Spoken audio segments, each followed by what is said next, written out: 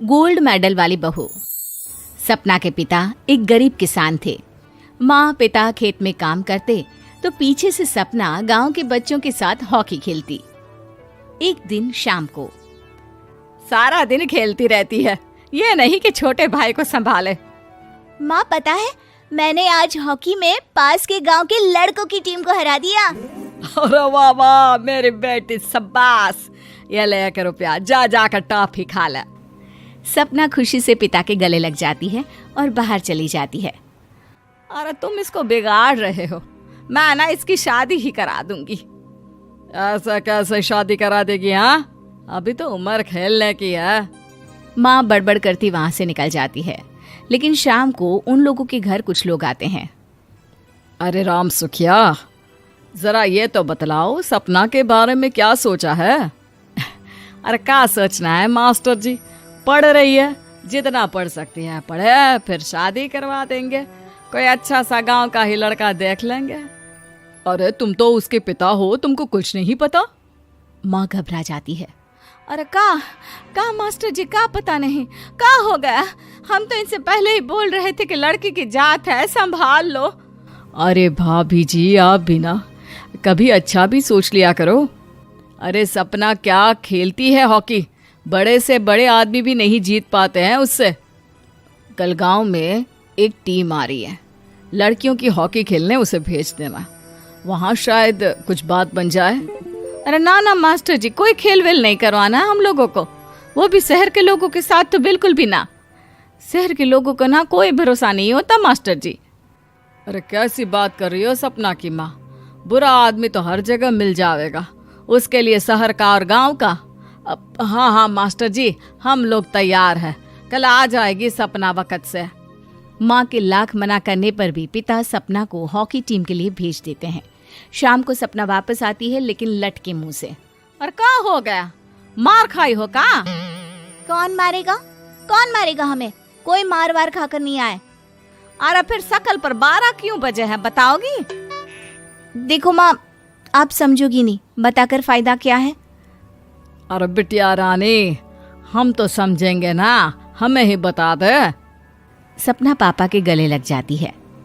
पापा, मैं ना सिलेक्ट हो गई हूँ भारत की हॉकी टीम में खेलने के लिए। अरे वाह, ये तो बहुत ही खुशी की बात है मेरे बच्चे। फिर मेरी गुड़िया काहे परेशान है? पापा, मुझे दिल्ली जाना पड़ेगा आगे की प्रैक्टिस के लिए। माँ जो सारी बात सुन रही होती है, जोर से चिल्लाती है। एक पैसा नहीं है मेरे पास, समझी? कुछ नहीं दूंगी। शादी के लिए लड़का फाइनल भी कर दिया है, कल्ले का बेटा, वो शादी कर लेगा तुमसे। सपना पिता की ओर देखती है। अरे देख सपना, खेलने दिल्ली जाना है तो सिर्फ इसी शर्त पे कि आकर कल्ले से बेटे से चुपचाप शादी कर लेगी, बोल। अरे ठीक है ना, कल्ले का बेटा तो बहुत ही समझदार है, सरकारी नौकरी है उसकी, मान गया वो तो सपना शादी कर लेगी। सपना भी धीरू, जो कि कल्ले का बेटा था, उसे जानती थी। वो मन ही मन सोचती है कि शादी तो वैसे भी होनी है, लेकिन माँ की ये शर्त मान गई तो जीवन जीने का एक मौका तो जरूर मिलेगा। हाँ, मुझे मंजूर है। हाँ, तो कल मैं उन लोगों को बुला लूं? पिता और सपना दोनों एक दूसरे को देखते हैं। अब माँ ठीक है ना, बुलाने की क्या जरूरत है, वो लोग पसंद कर रहे हैं ना मुझे, वही ठीक है। बस आप तो मेरा दिल्ली का बैग पैक कर दो। सपना दिल्ली जाती है, दिल्ली टीम के लिए खेलने के लिए। सपना खूब अच्छा खेलती है और गोल्ड मेडल जीत कर आती है। जब वो गांव आती है तो उसका जोरदार स्वागत होता है। हर कोई सपना सपना चिल्ला रहा होता है। और सपना के पापा, तुम्हारी बेटी ने तो गांव का नाम रोशन कर दिया है। गांव की तरफ से तुम लोगों को गांव में पक्का मकान और सपना को परिषद में पक्की नौकरी देने के लिए हम तैयार हैं। अरे वाह वाह, पक्का मकान, ये तो बहुत अच्छी बात है, लेकिन सपना की नौकरी नहीं चाहिए हमें। हाँ, कैसी बात कर रही हो सपना की माँ? लड़की की नौकरी रहेगी तो अपने पैरों पर खड़ी रहेगी, किसी के आगे झुकने की जरूरत ना पड़ेगी। अरे चुप रहो, हम तो नौकरी ना करते हैं, पर मजाल है कि किसी के आगे झुके हो। ना, हमारी बेटी नौकरी नहीं करेगी। पिता लाख समझाते हैं, लेकिन माँ नहीं मानती। और फिर वो दिन भी आ जाता है जब सपना को अपने कहे अनुसार लड़के से शादी भी करनी पड़ती है। ससुराल में ए बहू, तू रोज रोज सुबह कहाँ जाती है? घर का सारा काम निपटा कर कहाँ भागती है? माँ का घर तो पास ही है, वहीं निकल जाती है क्या?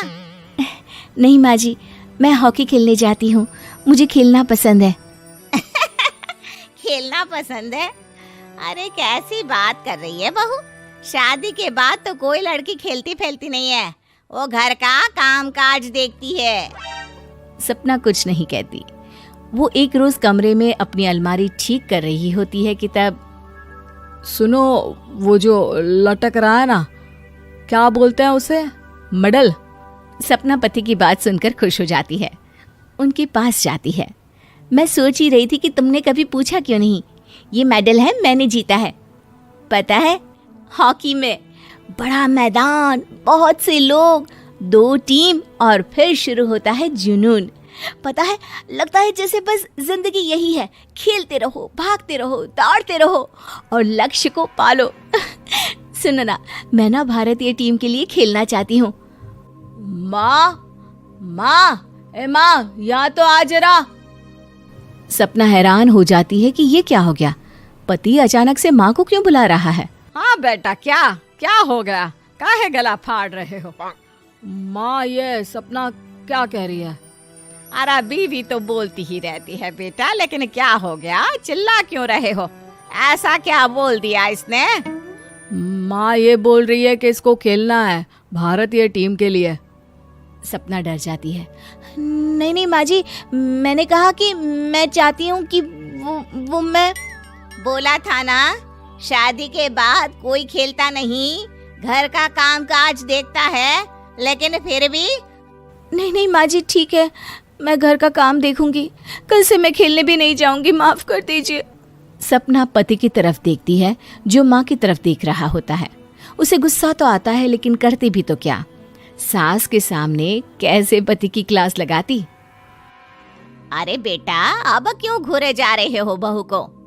माँ, अभी इस बात का फैसला करके जाना, वरना ये तो तेरे कमरे से जाने के बाद मुझे। अब चुप हो जाइए आप, छोटी सी बात का बतंगड़ मत बनाइए। छोटी सी बात? बहू, ये कोई छोटी बात नहीं है। जो लड़की दिल्ली के लिए गोल्ड मेडल ला सकती है, वो देश के लिए भी तो गोल्ड ला सकती है ना। हम लोगों को किसी चीज की कमी नहीं है बहू, घर का काम तो कोई भी कर लेगा, लेकिन देश का नाम रोशन करने के लिए सपना चाहिए। जा बहू, तेरी ट्रेनिंग का सारा इंतजाम तेरे पति ने कर दिया है, जा खेल और देश का नाम रोशन कर। सपना की आंख में आंसू आ जाते हैं।